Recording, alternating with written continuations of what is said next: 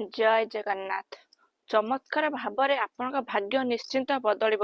ଯଦି ଆପଣ ମୋ କଥା ମାନିକିରି ଆପଣ 7 ଦିନ ଏହି କାମ କରିବେ, ରେଗୁଲାର କରିବେ, ଦେଖିବ ଆପଣଙ୍କ ଭାଗ୍ୟ ପୁରା ଚମକି ଉଠିବ ଆଉ ଆପଣଙ୍କ ଘରର ଉନ୍ନତି ବହୁତ ବଢିବ। ଆପଣ କଣ କରିବେ ନା, ଆପଣ ସକାଳୁ ଉଠୁଛନ୍ତି, ଆପଣ ଜଲ୍ଦି ଗାଧେଇ ପଡିକି ଆପଣ ସମସ୍ତଙ୍କ କଥା ବୁଝୁନଥିଲେ, ବିନା ଗାଧୁଆ ପୂର୍ବରୁ ବି ଆପଣ ମାନେ ହଉଛି ସମସ୍ତଙ୍କ କଥା ବୁଝିକିରି ରେଡି ରେଡି କରି ସମସ୍ତଙ୍କୁ ବିଦା କରୁଛନ୍ତି। କିନ୍ତୁ ଆପଣ ଥରେ ହଉଛି ଆପଣଙ୍କ କଥା ଚିନ୍ତା କରିକିରି ଆପଣଙ୍କୁ ଥରେ ହଉଛି ସଜାସଜି କରିକିରି ଆପଣ ସମସ୍ତଙ୍କ କଥା ବୁଝନ୍ତୁ। ଗାଧୋଇ ସାରିଲା ପରେ ଆପଣଙ୍କୁ ପ୍ରଥମେ ହଉଛି ପୁରା ସୁନ୍ଦରରେ ସଜାନ୍ତୁ।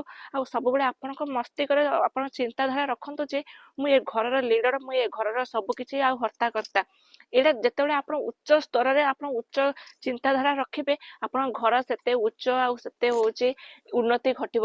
କାହିଁକି ନା ଯୋଉ ଘରେ ହଉଛି ମହିଳା ମାନେ ଉନ୍ନତି କରିଥାନ୍ତି, ସେ ଘରେ ମାତା ଲକ୍ଷ୍ମୀ ବାସ କରନ୍ତି। ଆଉ ଯୋଉ ଘରେ ମହିଳା ମାନେ ସୁଖ ଶାନ୍ତିରେ ଆଉ ସଜବାଜ ହେଇ ରହିଥାନ୍ତି, ମାତା ଲକ୍ଷ୍ମୀଙ୍କର ବାସ ସେଇଠି ହିଁ ଥାଏ।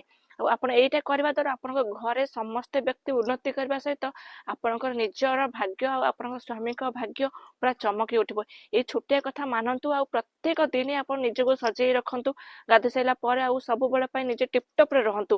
ଆଉ ଏଇ 7 ଦିନ ରେଗୁଲାର କରନ୍ତୁ, ଦେଖିବେ ଆପଣଙ୍କ ଭାଗ୍ୟ କେତେ ଚମକୁଛି ଆପଣ ନିଜେ ହିଁ ଜାଣିପାରିବେ।